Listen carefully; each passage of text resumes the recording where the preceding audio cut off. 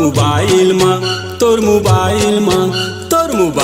में देबे मिसे काल मटूरा जांजगीर वाला था। तोर मोबाइल में देबे मिसे काल मटूरा जांजगीर वाला था।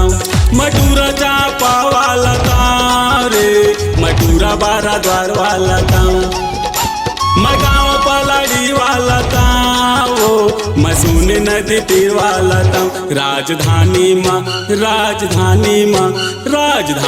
माँ करबे मुलाकात मटूरा जांजगीर वाला था। तोर मोबाइल में देबे मिसे काल मटूरा जांजगीर वाला था।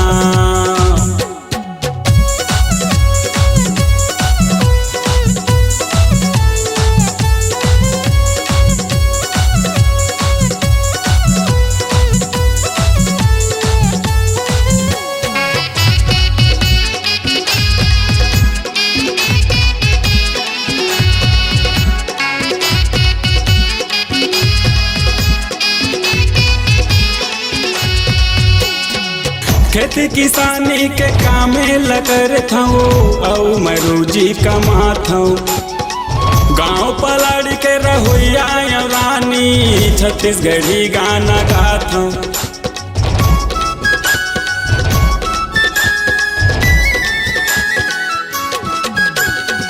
खेती किसानी के कामे लगर था औ मैं रोजी कमाता हूँ। गाँव पलाड़ के रहोइया रानी छत्तीसगढ़ी गाना गाता हूँ। एसबी म्यूजिक माँ HK म्यूजिक माँ स्वरंजलि माँ पूछले मोरे नाम मटूरा जांजगीर वाला था। राजधानी माँ करबे मुलाकात मटूरा जांजगीर वाला था।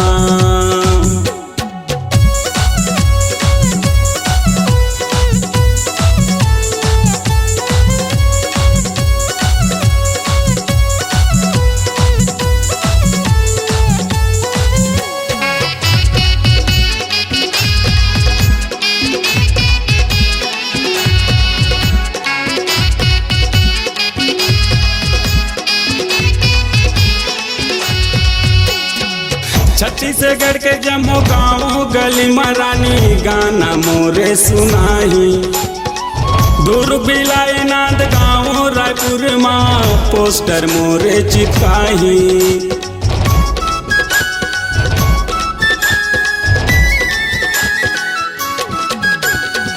छत्तीसगढ़ के जम्मू गाँव गली मरानी गाना मोरे चलाई। दूर भिलाई नांद गाँव रायपुर माँ पोस्टर मोरे चिपकाही। फेसबुक माँ यूट्यूब माँ औ गूगल माँ खोजबे मोरे नाम मटूरा जांजगीर वाला था। राजधानी माँ करबे मुलाकात मटूरा जांजगीर वाला था।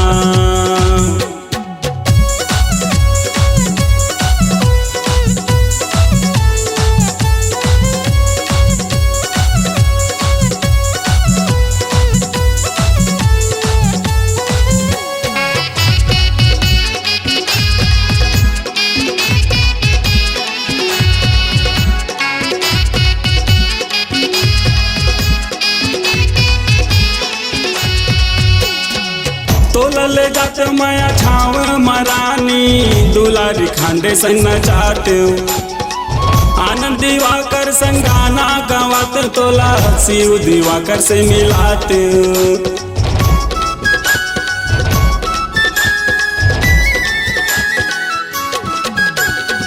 तोलले जात माया छाव मरानी दुलारी खांडे संग नचात। आनंद दिवाकर संग गाना गवात तोला शिव दिवाकर से मिलात।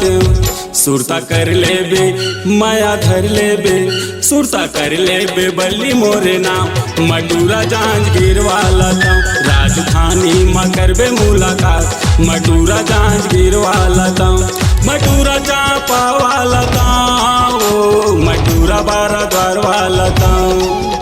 मैं गाँव पलाड़ी वाला था रे, मसूना नदी तीर वाला था। तोर मोबाइल माँ देबे मिसे काल मटूरा जांजगीर वाला था।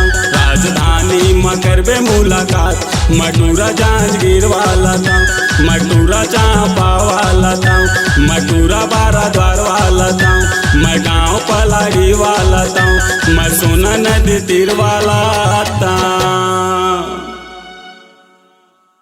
स्वरांजलि स्टूडियो, नेमीचंद गली नंबर 2, गंजपारा, रायपुर।